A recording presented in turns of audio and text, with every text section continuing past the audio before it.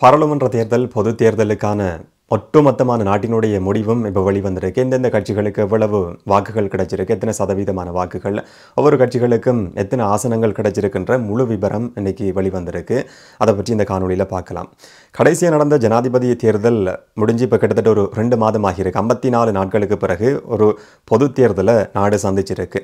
ஆனால் இதுக்கு முதல்ல நடந்த ஜனாதிபதி தேர்தலுக்கும் இந்த பொது தேர்தலுக்கும் இடையில் மிகப்பெரிய ஒரு வித்தியாசம் இருக்குது. வாக்கு வங்கியில் தேசிய மக்கள் சக்தி மிகப்பெரிய அளவான ஒரு வெற்றியை பெற்றிருக்கிறத பார்க்க முடியுது. குறிப்பாக கடந்த ஜனாதிபதி தேர்தலில் அனுரகுமார் திசாநாயக்க 57,40,179 வாக்குகளை பெற்றுக்கொண்டிருந்தார். இந்த பொது தேர்தலில் தேசிய மக்கள் சக்தி 68 லட்சம் வாக்குகளை பெற்றுக்கொண்டிருக்கு. கோட்டாபய ராஜபக்சவுக்கு 69 லட்சம் வாக்குகள் கிடைச்ச மாதிரி இந்த பொது தேர்தலில் தேசிய மக்கள் சக்திக்கு ஒட்டுமொத்தமாக 68,63,186 வாக்குகள் கிடைச்சிருக்கு. கிட்டத்தட்ட 11 லட்சத்துக்கும் அதிகமான வாக்குகள் மேலதிகமாக கிடைச்சிருக்கு ஜனாதிபதி தேர்தலோட ஒப்பிடுற சந்தர்ப்பத்தில்.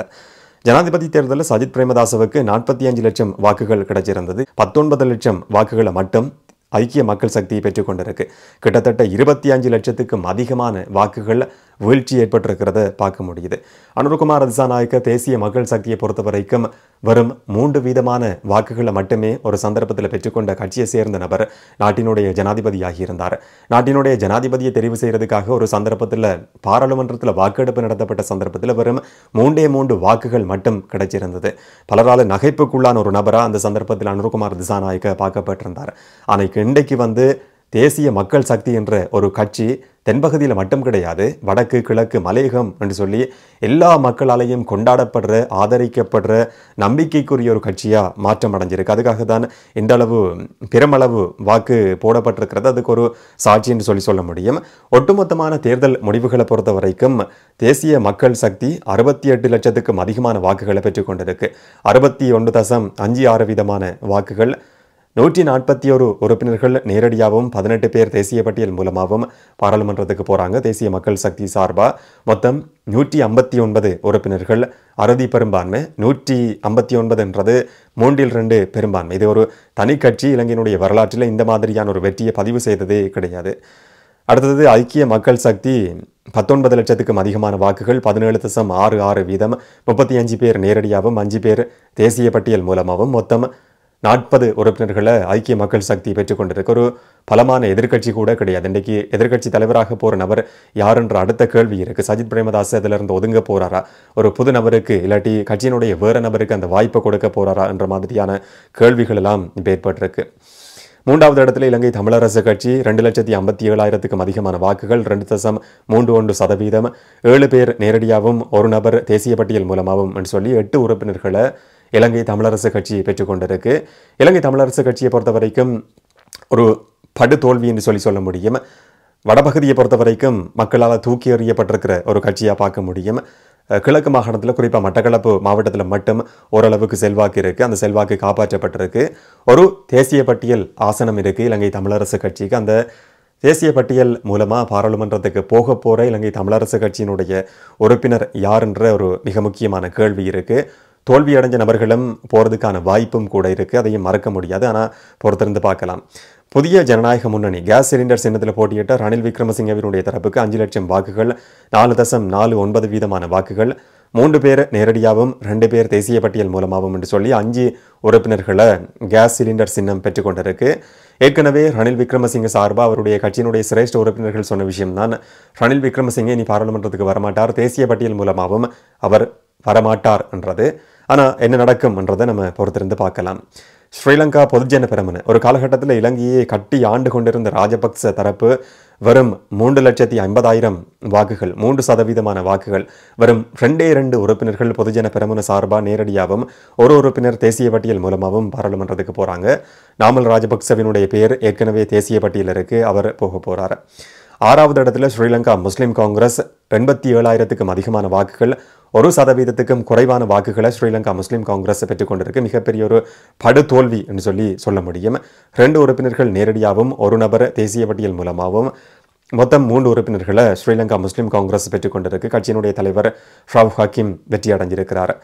ஏழாவது இடத்துல சர்வஜன பலய திரண தொலைக்காட்சியினுடைய உரிமையாளர் திலீப் ஜெயவீரவினுடைய கட்சி 1,78,000 வாக்குகள் 1.60 வீதமான வாக்குகள் தேசிய பட்டியல் மூலமான ஒரு ஆசனத்தை திலீப் ஜெயவீரவினுடைய கட்சி கைப்பற்றியிருக்கு. அந்த நபர் யாருன்றதை பொறுத்திருந்து பார்க்கலாம்.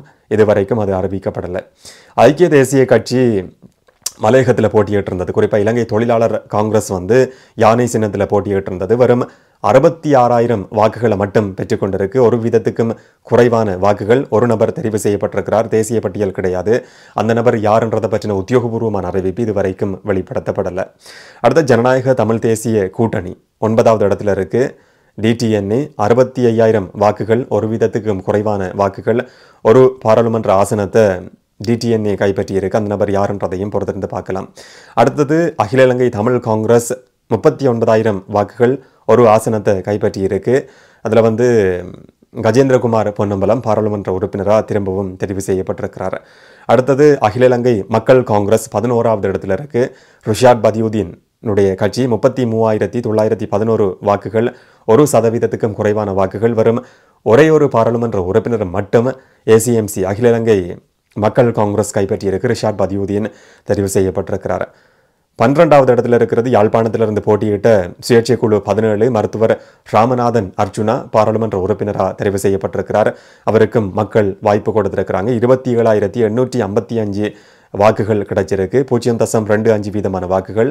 தேசிய பட்டியல் ஆசனம் கிடையாது. ஒரு உறுப்பினர் மருத்துவர் ராமநாதன் அர்ஜுனா பாராளுமன்ற உறுப்பினராக பிரவேசிக்க இருக்கிறார். அடுத்தது ஸ்ரீலங்கா தொழிலாளர் கட்சி 17,710 வாக்குகள், ஒரு ஆசனத்தை கைப்பற்றி இருக்கு. தேசிய பட்டியல் ஆசனம் கிடையாது. இந்த மாதிரி தான் ஆசனங்கள் பிரித்து கொடுக்கப்பட்டிருக்கு. இது ஒரு மிகப்பெரிய வெற்றியாக தேசிய மக்கள் சக்தியை பொறுத்த வரைக்கும் பார்க்கப்படுது. மிக முக்கியமான பல செய்திகளையும் சொல்லியிருக்கிற ஒரு வெற்றி என்று சொல்லியும் பார்க்க முடியும். குறிப்பாக தமிழ் மக்களினுடைய வாக்குகளை பொறுத்த வரைக்கும் பாரம்பரிய கட்சிகள் மக்களால் தூக்கி எறியப்பட்டிருக்கிறது மிக முக்கியமாக கவனிக்கப்பட வேண்டிய ஒரு விஷயம்.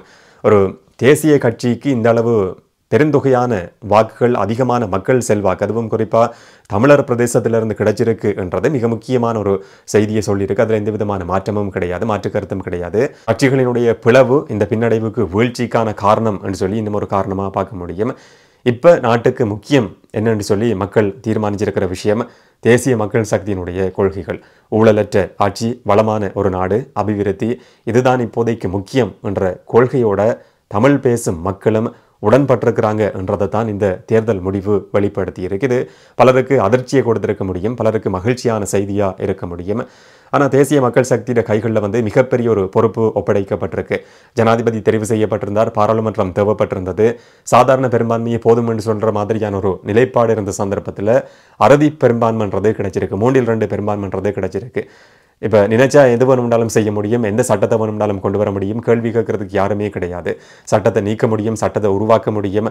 தாங்கள் நினைக்கிற எல்லா தீர்மானங்களையும் நிறைவேற்றுறதுக்கான முழுமையான ஒரு மக்கள் ஆணை, முழுமையான ஒரு மக்கள் பலம் என்றது இன்றைக்கு தேசிய மக்கள் சக்திக்கு நாட்டினுடைய ஒட்டுமொத்தமாக எல்லா பிரதேசங்களையும் சேர்ந்த மக்களால் கொடுக்கப்பட்டிருக்கு. 159 ஆசனங்களை வச்சுக்கொண்டு தேசிய மக்கள் சக்தி நினைக்கிற எல்லாத்தையுமே செய்ய முடியும். அவங்களுடைய கொள்கைகள் எப்படி இருக்கும், தீர்மானங்கள் எப்படி இருக்கும், அடுத்து வர போகிற நாட்களில் என்ன மாதிரியான அதிரடியான நடவடிக்கைகள் எடுக்கப்படும் என்றதை பொறுத்திருந்து பார்க்கலாம். இந்த தேர்தல் முடிவு சம்பந்தமான உங்களுடைய கருத்துக்களை கமெண்ட்ல பதிவு செய்யுங்க. இன்னும் ஒரு காணொலியில் இன்னும் ஒரு தகவலோடு சந்திக்கலாம். வணக்கம்.